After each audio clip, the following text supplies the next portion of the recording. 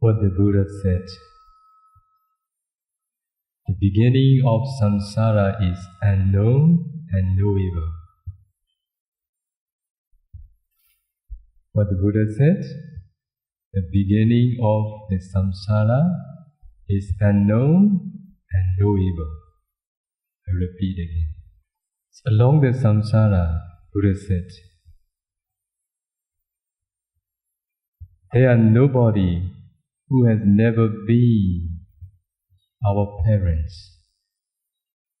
There is nobody who has never been our sons and daughters. Now, I feel, I meet with all my parents, all my sons and all my daughters again. Do you agree? Yes. We have been parents and children. We have been mothers, we have been fathers along the rounds of rebirth. Buddha said, nothing happens without causes. Now we meet again. There is a causes. Do you agree? So, in the meeting of all our relatives, again, I want to do for the good of all my parents, all my sons, all my daughters. Suppose I am your sons in the samsara, you will be my parents. Suppose if I am parents of all of you, you all will be my sons and daughters. As a son, or as a father, or as a mother, I want to do for the good of my relatives again. Are you ready to receive? Yes. Today will be a remarkable day for all of you and me too. You know, rare opportunity is being born, to be reborn as humans. Rare opportunity is to be a Buddhist. Another rare opportunity is to hear the Buddha's Dhamma. Another rare opportunity is to get the opportunity to practice meditation.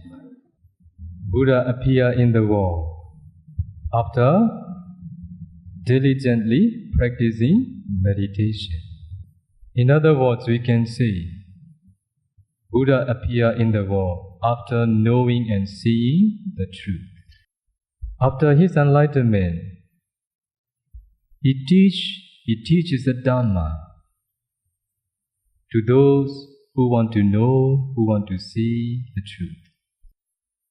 The time Buddha appeared in the world, because of hearing the Dhamma directly from the Buddha, many enlightened as he enlightened. Not only humans, but also many celestial beings, many Brahma, they enlightened after hearing the Buddha's Dhamma.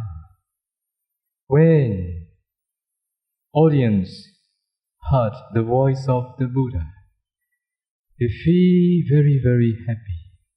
They feel very pleased because Buddha's voice is very sweet, very good and comparable. Buddha's appearance also out of comparison. Because of this reason, those who see the Buddha's appearance, they feel very happy. Wholesome states of mind arise in them. Buddha is the one who knows everything, knower of all. Because of this reason, at the Buddha time, when he is going to teach a certain person, Buddha looked that person's mind with his Buddha's eye. Buddha knew the parami of that person. Buddha knew what meditation object should be taught to that person too. Because of Buddha's quality, people got the opportunity to enlighten, following the right way, the suitable way for oneself. How do you think? Are we those who have met with the Buddha, or are we those who haven't met with the Buddha? How do you think? What is your answer? For sure, we haven't met with the Buddha. We haven't seen the Buddha. If we have met with him, maybe we have already enlightened. How good it is, how good it would be if we have met with the Buddha. How great it will be if we meet with the Buddha. How great it will be if we see the Buddha. Don't you want to see the Buddha? Because of this reason, today I'm going to give a talk named The Talk for those who want to see the Buddha. Can we see Buddha in this age? Buddha has passed away already. How can we see the Buddha? Is it possible to see the Buddha? How do you think? Can we see the Buddha? Yes. I notice some says yes. Some. So which one is true? We are going to talk about this. Have you ever heard the Venerable? One of the Venerable, his name, Venerable Revata. You know him? Yes, not yet. So today, you will know it. So I'm going to talk about him. Revata was a Brahmin who lived in Savatthi. One day, when he saw the Buddha going for alms in the city, he was very much impressed by the noble appearance of the Buddha. What was he very much impressed by? He was very much impressed by the noble appearance of the Buddha. At the same time, he felt much affection and great reverence for the Buddha and asked permission to join the order just to be near him. The purpose of his ordination is just to be near to the Buddha, because Buddha is very handsome. Out of comparison, no two. Because of seeing the noble appearance of the Buddha, he asked permission from the Buddha to let him ordain as a bhikkhu. The reason is to be near the Buddha. As a bhikkhu, Venerable Revata always kept close to the Buddha. He did not care much about other duties of a bhikkhu and did not at all practice concentration meditation. So the Buddha said to him, "My son Revata, it will be of no use to you by always keeping close to me, looking at my face. It was no use for you just looking at this repulsive body. Do you agree? This body is repulsive one. Yes? Very, very repulsive. What is the use of looking at me, this repulsive body?" Buddha said to Venerable Revata. "Even you see me, even you follow all my steps, you will not see me. You cannot see me." And Buddha continued his words. "Only the one who sees the Dhamma sees me." What did the Buddha say? Only the one who sees the Dhamma sees me. The one who sees the Buddha sees the Dhamma too. So in Pali, Buddha said, Yo Dhammam Passati, Tomam Passati. Yo Dhammam Passati, Somam Passati. The one who sees the Dhamma sees me. And also Buddha continued, Yo Man Passati, To Dhammam Passati. The one who sees me sees the Dhamma. So based on this teaching, I will continue my talk. Who sees the Buddha? One who sees the Dhamma. Yes, yes. The one who sees the Dhamma sees the Buddha.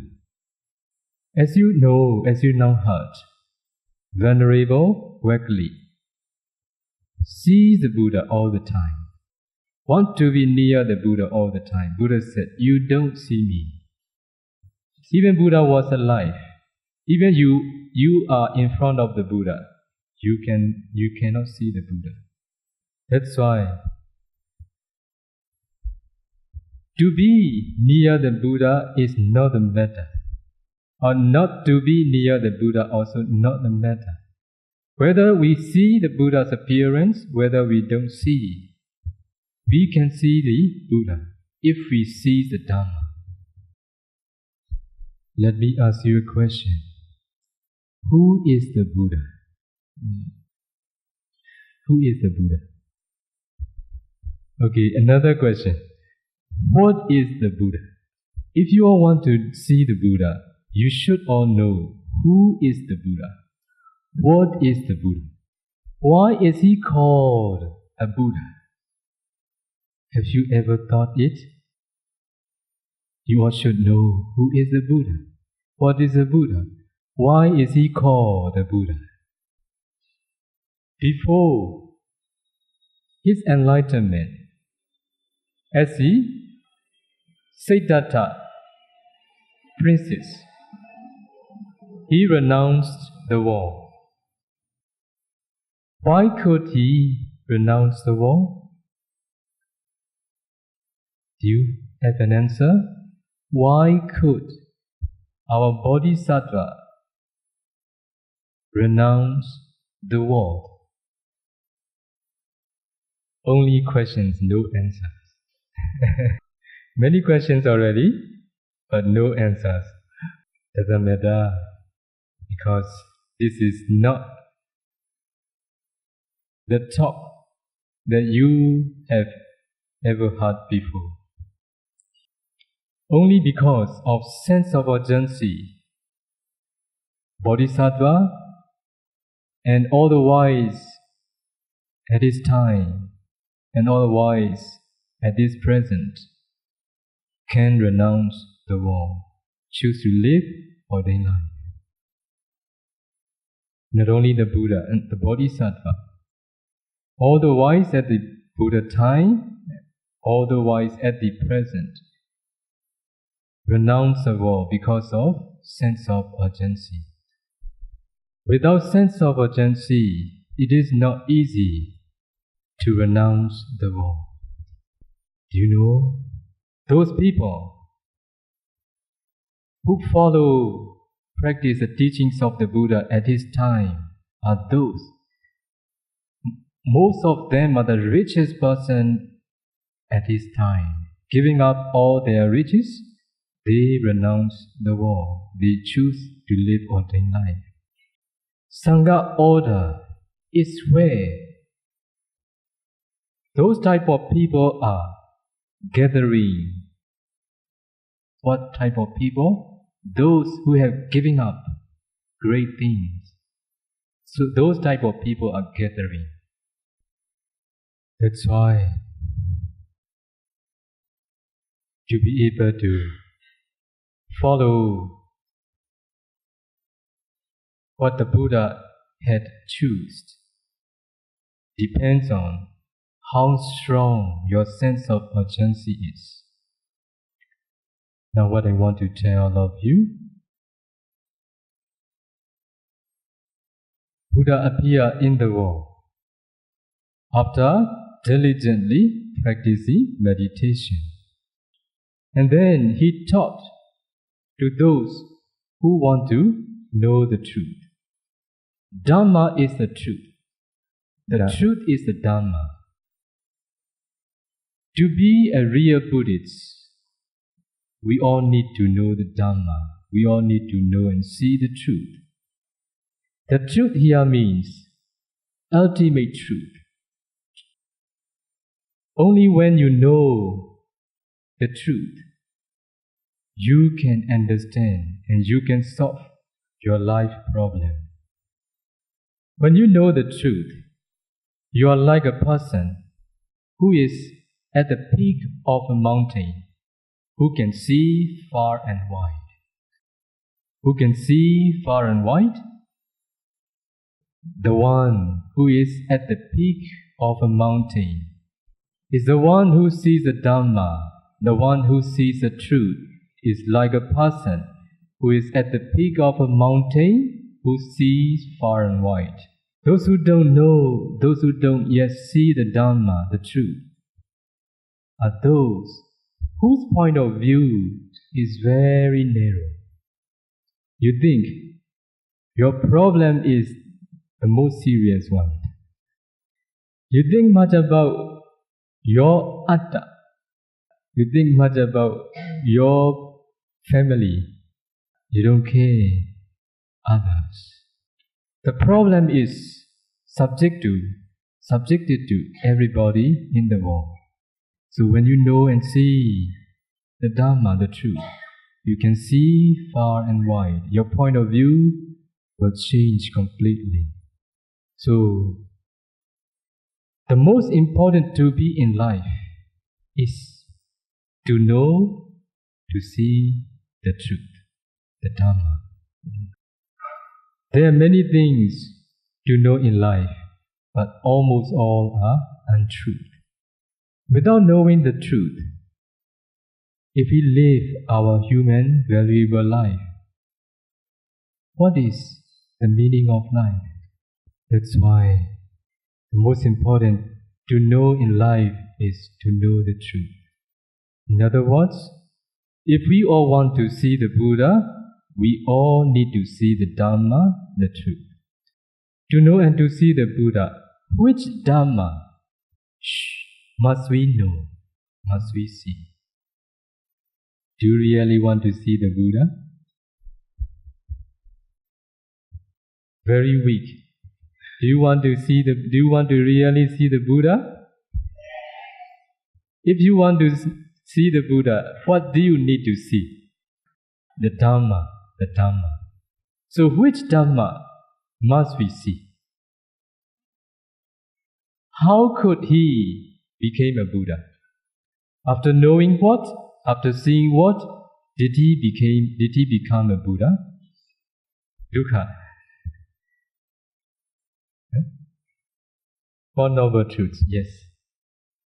Dukkha also include in Four Noble Truths. The complete answer is Four Noble Truths.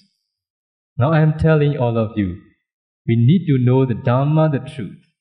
Only at that time, we will know, we will see the Buddha. To be a Buddha, he need to know and see the Four Noble Truths. To see the Buddha, we need to know and see the Four Noble Truths. What are the Four Noble Truths? The suffering, the origin of suffering, the cessation of suffering, the way leading to cessation of suffering. These are Four Noble Truths. How can we know Four Noble Truths? What do we need to do to know Four Noble Truths?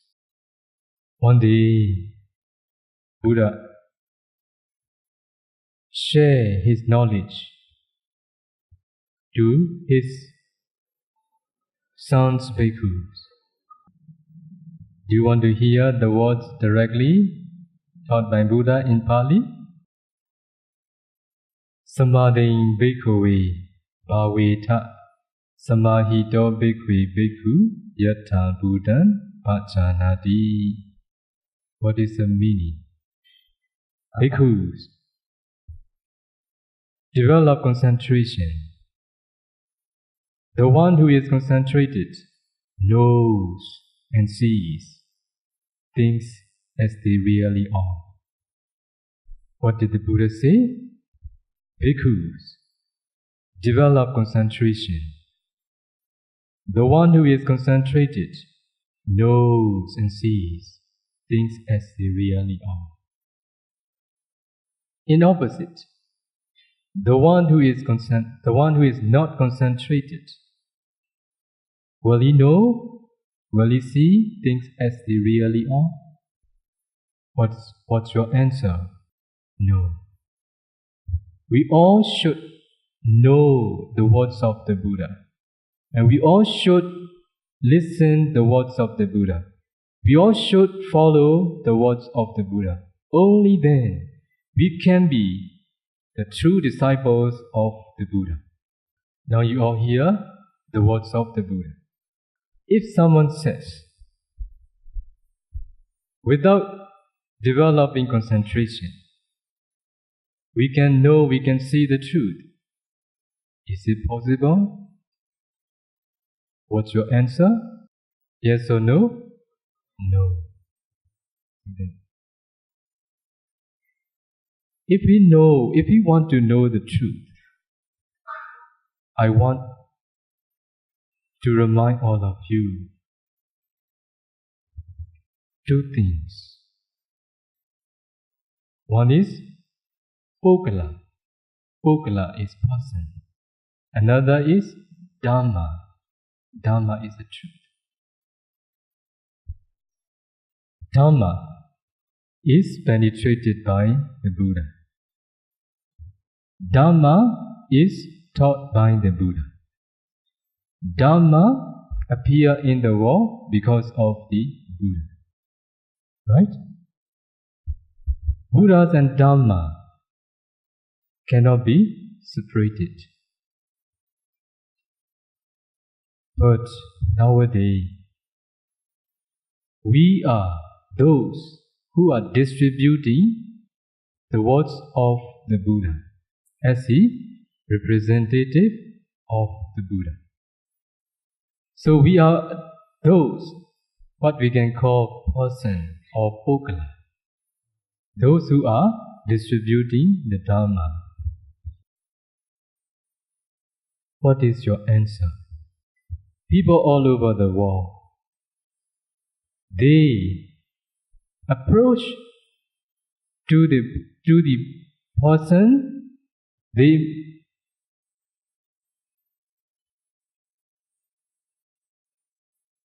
value more the person or they value more the Dhamma. What's your answer? Dhamma? Really? Maybe I need to change my words. I am choosing the right word.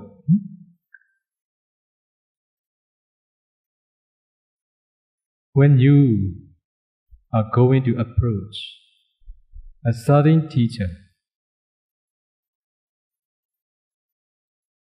do you respect to the person or do you respect?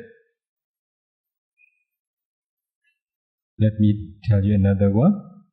When you approach to a certain teacher, which one you can understand more? The person or the Dhamma? Person, right? Actually, you can understand that person, you respect more to the person more because you approach to that teacher because you want to know the Dhamma. Before knowing the Dhamma, you are just be with the person only. Do you get what I mean? In the beginning, you all don't know what is the Dhamma.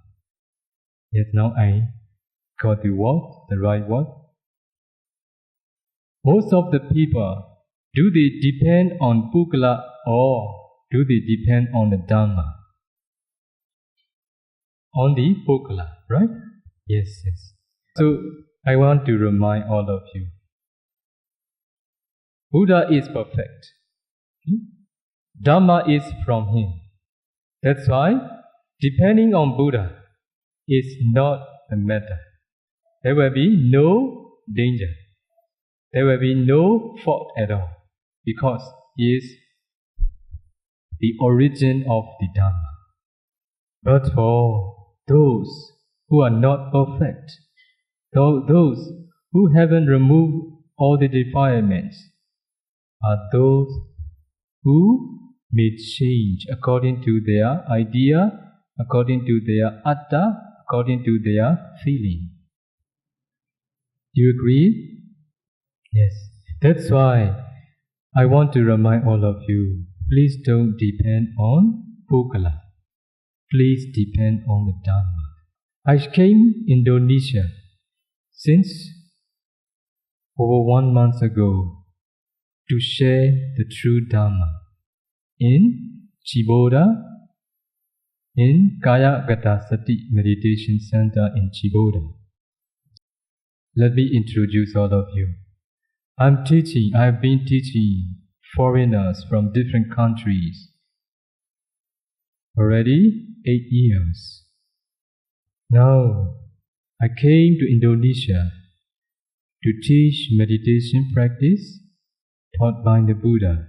At that time, foreigners from different countries such as Hong Kong, Singapore, Indonesia, Malaysia, Korea, many they follow and now practicing in Ciboda, practicing in Kaya Gata Sati Meditation Center.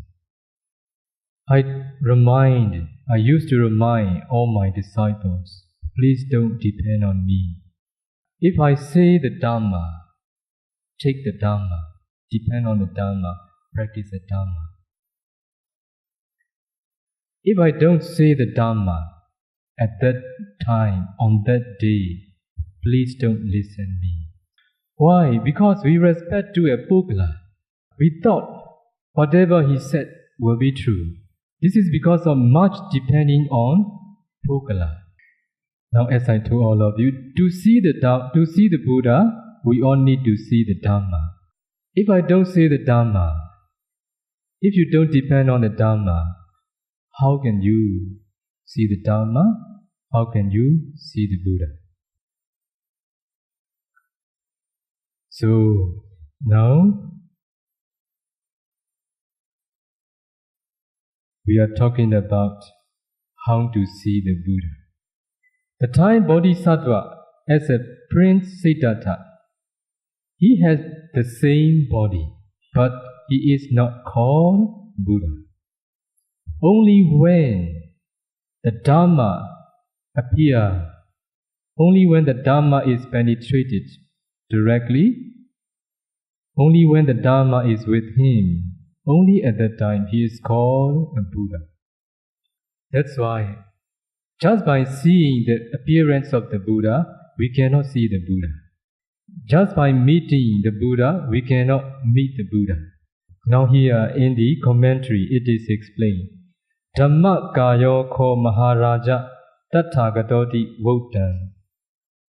Dhamma kayo ko maharaja tathagato. The body of the Dhamma is called Buddha. Do you understand? Only the Dhamma kaya. I think you all know Dhamma. What is Dhamma? You know. Kaya, you know? Kaya. Dhamma body. The group of the Dhamma. Kaya is another meaning group. So Dhamma, the group of the Dhamma that appear in him. Only at that time he is called the Buddha. Here Dhamma is Nawa Vidohi Lokudra Dhammo Tathagatata Kayo Nama. What is the Dhamma body of the Buddha? It's supramundane Dhamma that appear in him. There are 9 kinds. Supramundane Dhamma, there are 9 kinds. Do you know what they are? I will count for all of you. First part knowledge. And first part knowledge, second part knowledge, third part knowledge, fourth part knowledge, and 4 fruition knowledge and Nibbana are called supramundane Dhamma. Do you know part knowledge and fruition knowledge? No? Never heard? Yeah? Okay. So when someone became a noble person, it means he attained Magga Jnana and Phala Jnana.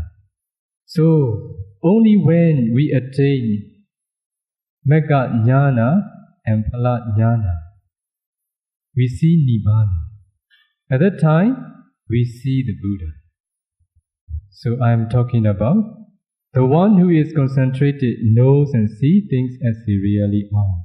And Bhikkhu asked, Buddha, what will we know and see if we develop concentration? Buddha said, you will know 4 noble truths if you develop concentration. The time Magga Jnana and Phala Jnana appear. At that time, you all know, you all see 4 noble truths. That's why, to know and to see 4 noble truths, we need to develop concentration. So in the Samyutta Nikaya, there is one sutta, Kuttagara Sutta. There the Buddha said, if someone says, without having bathed the lower story or the foundation of a story, I am going to erect the upper story. Is it possible? Impossible. In the same way, Buddha said, without breaking through 4 noble truths, if someone says, I will make an end of suffering, I will know and see the truth, is it possible? Impossible. Without breaking through 4 noble truths, no one can make an end of suffering. And Buddha continued, if someone says, after having bathed the lower story or the foundation, I will erect the upper story, is it possible? Possible. In the same way, Buddha said, after breaking through 4 noble truths, if someone says, I will make an end of suffering, it is possible. If it is so, what did the Buddha said? To know and to see 4 noble truths, what do we need to do? We need to develop concentration. Do you know how many samatha meditation objects taught by the Buddha? They answer 40. Yes. So, 40 types of samatha meditation taught by the Buddha. Among 40, 30 can be attained jhana absorption concentration. The remaining 10 up to excess concentration. So we can say 40 types of meditation object, or we can say 2 types of concentration. Absorption, jhana concentration, and excess concentration. Do you know 32 parts of the body? Have you ever heard? Kesa loma nakadanta taso. So in Pali, head hair, body hair, teeth, nails, flesh, and so on. They are called 32 parts of the body. So among 40, mindfulness of breathing anapana meditation is one of them. So now in Kayagata Sati Meditation Center in Chiboda, meditators are successfully developing anapana meditation to know the Dhamma, to see the Buddha. So, when you practice meditation, Anapana meditation, in the beginning, you just focus on the breath.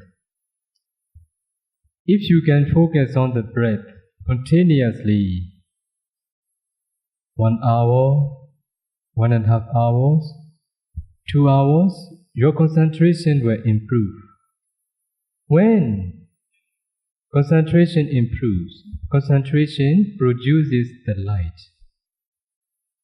In the beginning, light appears somewhere in front of your face, little bit far.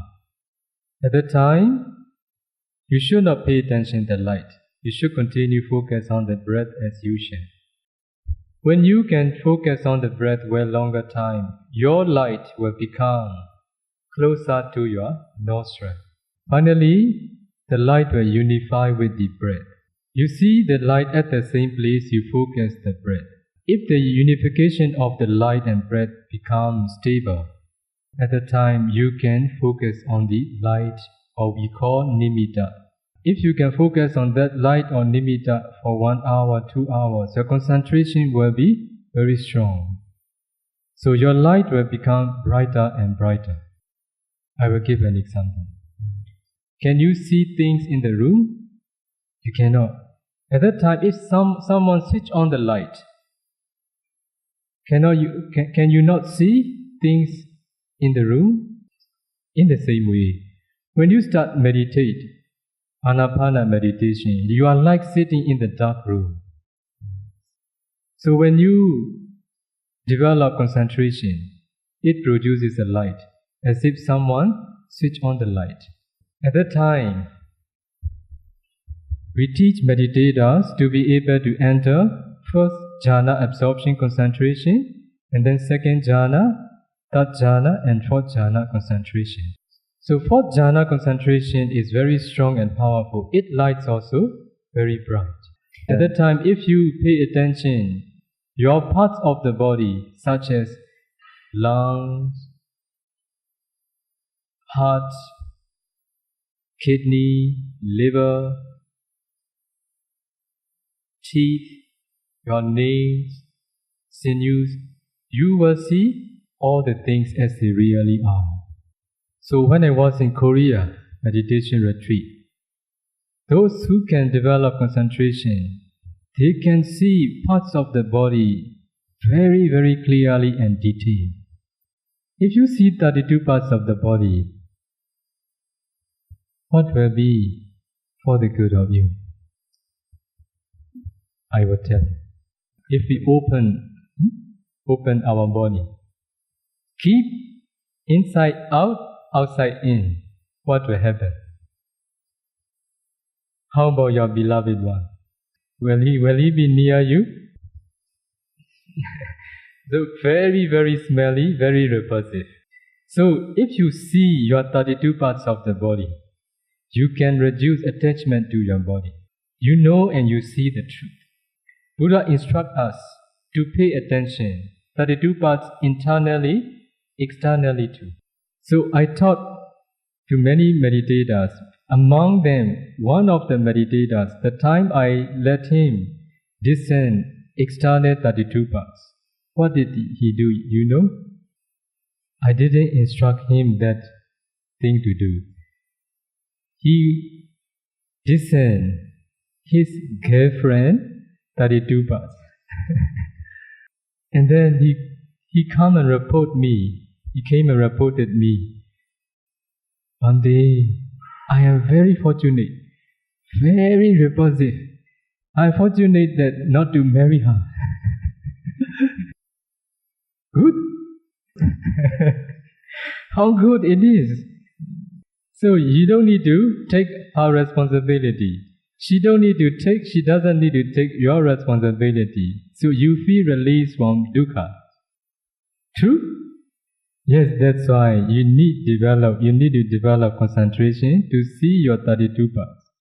So this is what you can know and see the truth as they really are after developing concentration. So this is not very profound. Now I will tell all of you a little bit more, which is more profound. Do you want to hear? Yes. This is rare opportunity for all of us. To know and to see the Buddha, we must know, we must see Four Noble Truths. As the Buddha said, the one who is concentrated will know, will see Four Noble Truths. So the first Noble Truth is the Noble Truth of suffering. So what is the suffering? What is the Noble Truth of suffering? Do you know 5 aggregates, 5 khanda? Yes. Buddha said, Panchu padane khanda dukkha. 5 clinging aggregates are called the suffering. Among 5 khanda, one is rupak khanda. Another 4 is namek khanda. So we can say nama and rupa as the suffering. Do you get what I mean? So to know the suffering, we all need to know nama and rupa. What is rupa? This body? Do you agree? Almost all the Buddhists, when we say rupa, they used to point out their body. Is it really true what the Buddha means? Buddha said, there is no man, there is no woman, there is no cars, there is no mountains, there is no trees. There are only rupa and nama. So what does Buddha mean rupa here? Buddha said, the whole world is made up of small particles. Do you know? Have you ever heard the word kalapa? Kalapa is small particles. So, to know and to see these small particles, we need to practice 4 elements meditation. This is what Visuddhimagga explained. If you pay attention in your body, 4 elements: earth element, water element, fire element, wind element, systematically, finally you will develop concentration. You know 4 elements? Yes. So in earth element there are 6 characteristics taught by the Buddha to the celestial beings: hardness, roughness, heaviness, softness, smoothness, lightness. In the water element there are 2 characteristics: flowing and cohesion. In the fire element there are 2: heat and cold. In the wind element there are 2: supporting and pushing. So if you discern these 12 characteristics as 4 elements in your body, when concentration improves, your body emits light, gradually from grey to white and white to bright light. So when your body emits very bright light, your body becomes block of bright light. At that time, if you continue discerning 4 elements in your block of bright light, your body will break down into small particles. They are arising and perishing very, very rapidly. They are very, very tiny and small. Have you ever seen small particles? Don't you want to see? Before you see practically, I want to give an example. When you turn on the TV before the program starts, what did you see? You see very, very small dots, right? Are they small or big? Small. Yes, it is small, but you can see with your naked eyes. Small particles, you cannot compare with that dots. Many, many times smaller than each dot. You can see only with your concentration. So there is a ball pen, ballpoint pen. At the tip of the ball pen, is it small or big? Small. If you can pay attention 4 elements there, you will see many small particles even at the tip of the ballpoint pen. You know atom? Atomic. We think small particles is much more smaller than atom. How small it will be. Buddha instructs to pay attention external persons. So those who are sitting nearby, if meditators pay attention 4 elements to those persons, he or she just see the small particles. He doesn't see men, he doesn't see women, he doesn't see the buildings, he doesn't see the floor, he just see everything the same, becomes small particles. If you pay attention 4 elements to that building, this building, you just see small particles. If you pay attention 4 elements to the trees, you just see small particles. If you pay attention 4 elements to the mountain, you just see the small particles. Whether living things, non-living things become the same. So Buddha said, the whole world is made up of small particles. At that time, you will agree with the Buddha. If you pay attention 4 elements to the man, you just see small particles. If you pay attention to the woman, you just see the small particles. There is no man, there is no woman, there is only small particles arising and perishing. So at that time, you start to see the Buddha. Oh, what the Buddha said is true. Now I know, now I see what the Buddha said. So the suffering is nama and rupa. So nama is very deep and profound. So nama arises based on our heart-based materiality. Do you agree the mentality arises based on hadaya vatu? Scientists say mentality arises in the brain. Do you agree with them? Yes. So I can practically tell you, when you feel happy, do you feel happy here or here? But, yes, in hadaya vatu. When you feel angry, where do you feel? Here or here? Here. So that's why you can practically now understand. But mentality arises in the form of cognitive process. They are very quick, very rapid.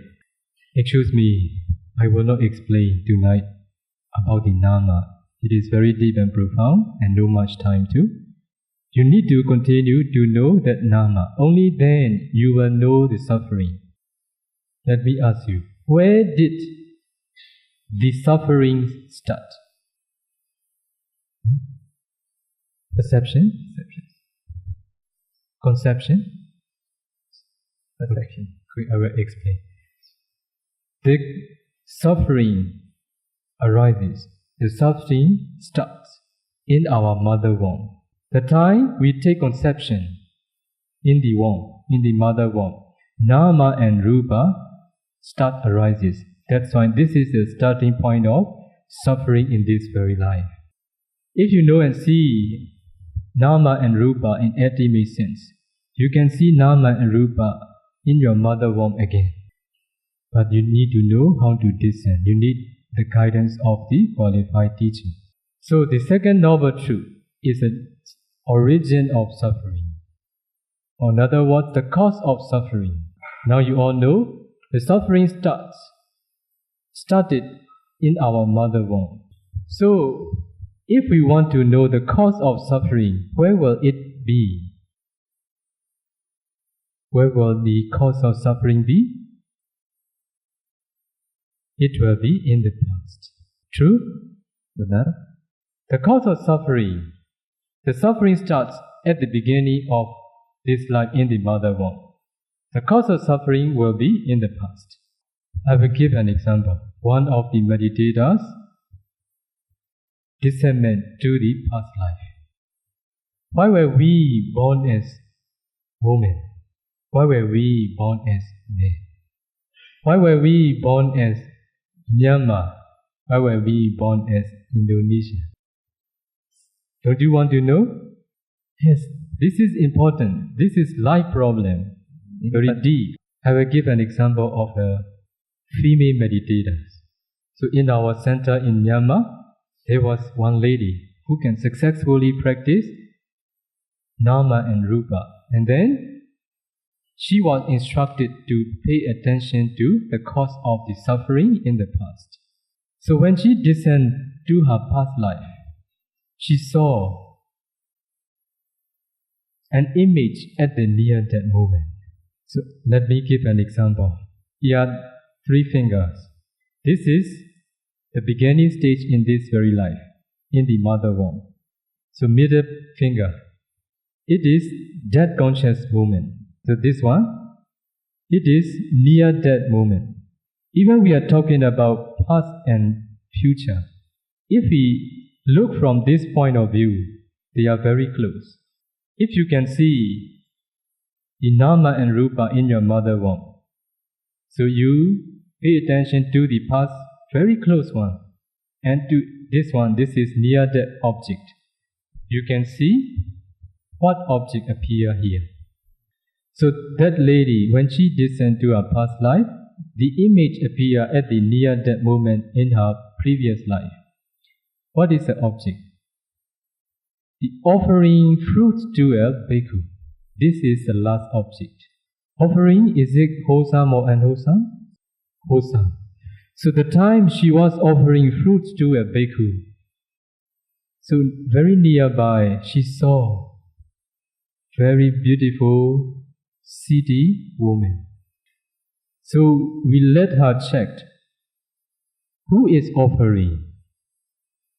The one who is offering fruit to a bhikkhu is a very poor and educated village lady. As you all know, someone who is ugly, when she sees beautiful woman, she wants to be beautiful. At the time she was offering fruits to a bhikkhu, she saw very beautiful, educated city lady, and then she made an aspiration. Because of this offering, may I be reborn as a city, educated, beautiful lady. For sure, she didn't do that good deeds at the near-death moment. It is some time in the past she has done. But at the near-death moment, that karma is powerful and strong. It appeared again as if she was redoing again. To make you easily understand, when you meditate,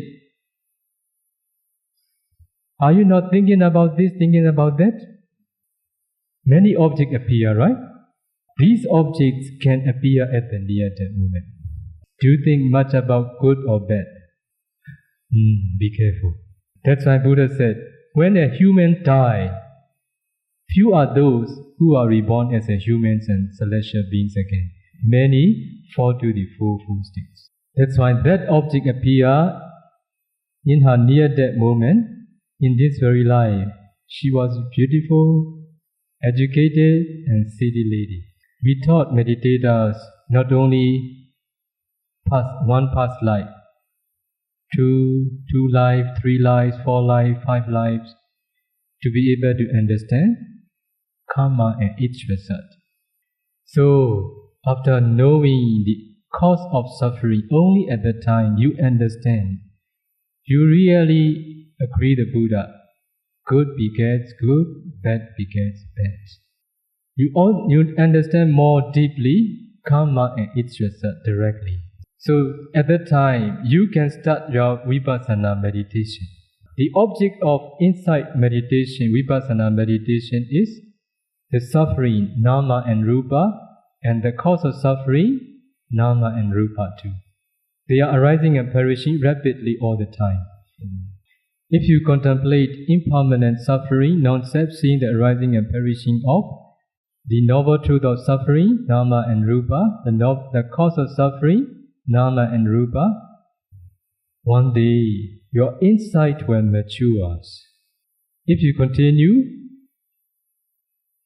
contemplating impermanent suffering, non-self at that time, seeing the arising and seeing the perishing of the sankhara dhamma, because your insight already mature, path knowledge will arise. Path knowledge arises taking nibbana as object. After path knowledge arises only one time. And then fruition knowledge arises many times. So only at that time you see supramundane Dhamma. You see Nibbana, the cessation of suffering. At that time, if you continue practice Vipassana, first path knowledge and fruition, second path knowledge and fruition knowledge, third path knowledge and fruition knowledge, fourth path knowledge and fruition knowledge will arise one after another, removing all the defilements without remainder. The Buddha said, only the one who sees the Dhamma sees me. At that time, you are the one who can see every time, whenever you want. Whenever you want to enter fruition knowledge, just sitting down somewhere, and you can take Nibbana as object, fruition knowledge arises again and again. Buddha is the one who can enter fruition knowledge anytime. You become the same with the Buddha. You can enter Phala Jnana anytime you want. Buddha refers to the Dhamma. When you see such Dhamma, you are the one who is with the Buddha all the time. Whether you are in the car, whether you are on the airplane, whether you are in the hut, or wherever you are, you can see the Buddha. So, may you all be able to see the Buddha. May you all be able to practice Eightfold Noble Path to see the Buddha. Let's stop here today. Sadhu, sadhu, sadhu. I want you all to share merits done today first. Only then do whatever you need to do. This is very important. So repeat after me. Idam me punyam asavekaya vaham hotu. Idam me punyam nibbanassa pacayo hotu. Mama punya bhagam sabba satana majimi de sabbe me samam punya bhagam yabantu. Sadhu, sadhu.